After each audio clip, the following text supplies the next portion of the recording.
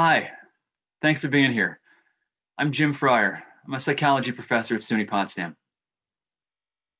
What do we actually know when we know a person? How do we define our own identity? How do we come to understand who we are?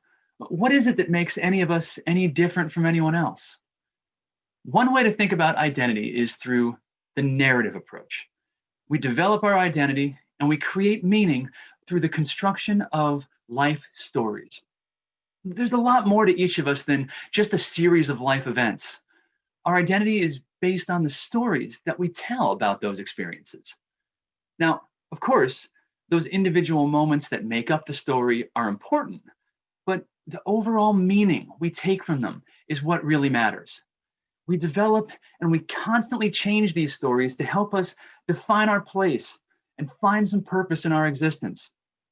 It helps us explain where we've been, and it helps us see where we're going. For example, part of my own story.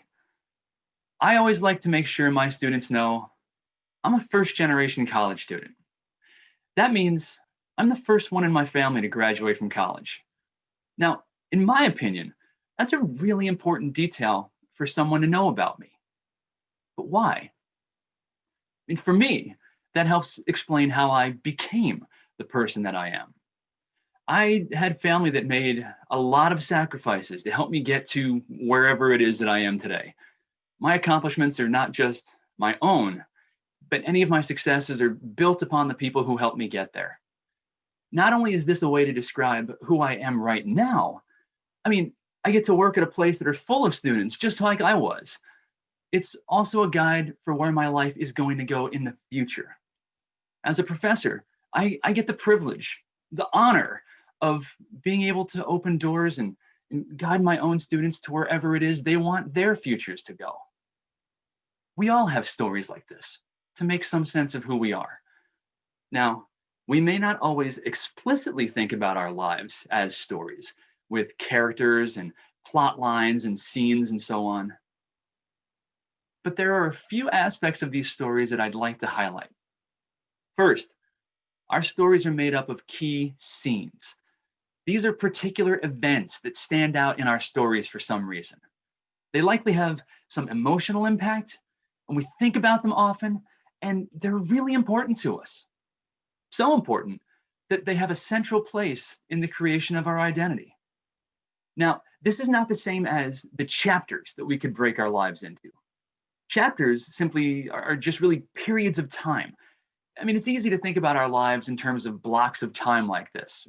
Maybe we have, they're the early childhood years, high school, college, and so on. In contrast, the scenes are specific events or periods of time, and they don't always have to line up with these chapters. These are the identifying moments that really shape our stories. We might not even think about these as so important while they're happening. That can come later, as we're thinking about our lives and writing this story to try to make some sense of how we became who we are. Plus, these moments don't even have to be important in any objective sense. Someone else wouldn't have to see that same event as meaningful in the same way that you do. For example, it could be a time when maybe a teacher gave you an offhanded compliment about your work ethic, and you felt really proud. And that started to change the way that you think about yourself as a student. Or maybe a time when you did a minor favor for someone, but they were really grateful because of that. And the genuine happiness that you experienced helped you see the positive impact you can have on other people. Hopefully, our story has several high points. These are memories of very positive events, peak experiences, characterized by success and happiness. Maybe it's a graduation day, or a wedding, or a big promotion at work. Ideally, our stories have a lot of these positive emotions running through them. Second type of scene is a turning point. These are times of significant change, big transition points for us. Unlike the high points, these turning points don't have to be positive events. In many cases, they're not. Maybe a turning point was the day that you met your significant other, which changes everything that comes afterwards in your story. Maybe a turning point is the day you lost your significant other, which changes everything that comes afterwards in your story. Turning points are often really important for describing our personal growth. These are moments that are especially likely to provide our story with some meaning. Now, these scenes are certainly important, but what's more important is the way we tell the story about these moments. Our stories are much less about facts and much more about meanings. It's not about what happens to us that has its effect, it's how we think about those scenes. That's what really matters. First, the theme of redemption. The story starts by describing an event in a negative way. But by the time we're done talking about the scene, we've ended the story on a much more positive note. When we tell our stories this way, they tend to be full of hope and optimism and better recovery and adjustment from all those negative events. It's a lot like looking at the clouds, but finding the silver lining. There's also the opposite theme, contamination. Here, someone tells the story by starting out with something positive, but then it becomes ruined with no real chance of improvement. The good part gets spoiled. The story ends with a lot of negative emotion.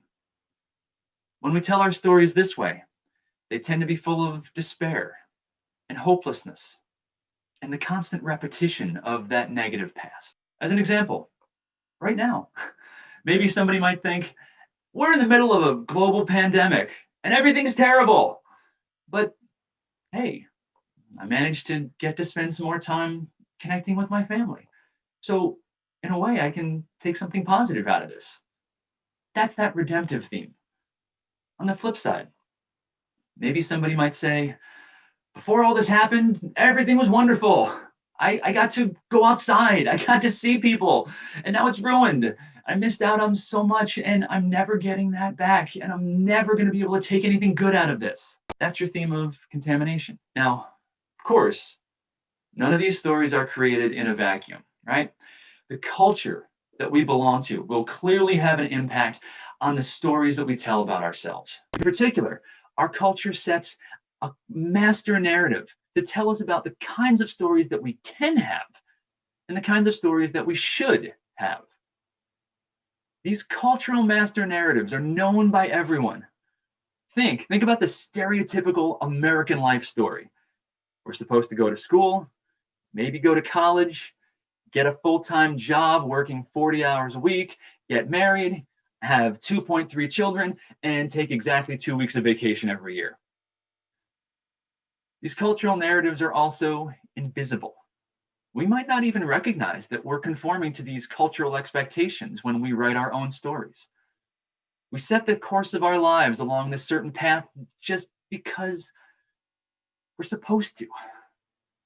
These master narratives are difficult to change, and most importantly, they're seen as compulsory, which means it's especially noteworthy when your own story doesn't line up with that cultural master narrative. For example, take our insights about our own sexuality.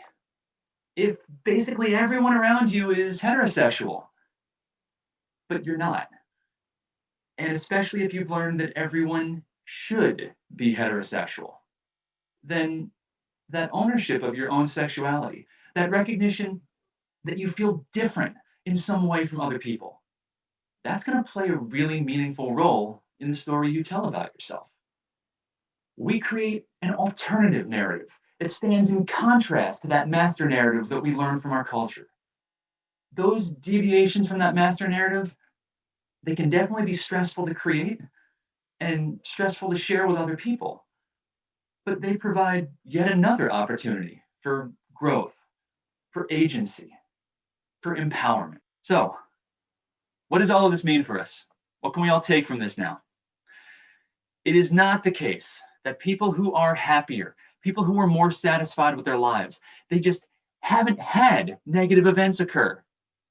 I mean, that's nearly impossible. At some point, everyone is going to experience negative events like loss and failure and heartbreak. We can't always change that. What we can change is the way we tell the story about those events. Changing the way we tell those stories can have a really meaningful impact in several ways.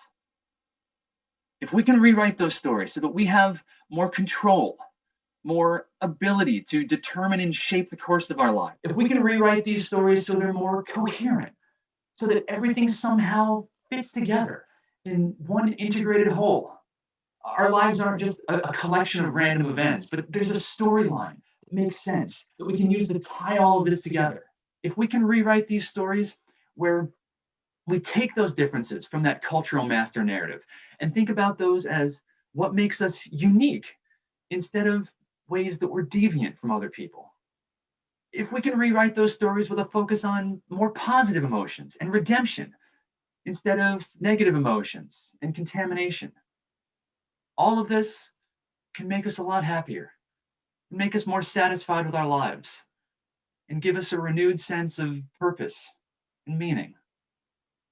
So in conclusion, if you wanted someone else to really know who you are as a person, you wouldn't just give them a resume of your life accomplishments. You'd tell them your story. Nothing about our story is set in stone. We are constantly writing and updating this story. And if we don't like how the story's coming together, we have the ability to rewrite this.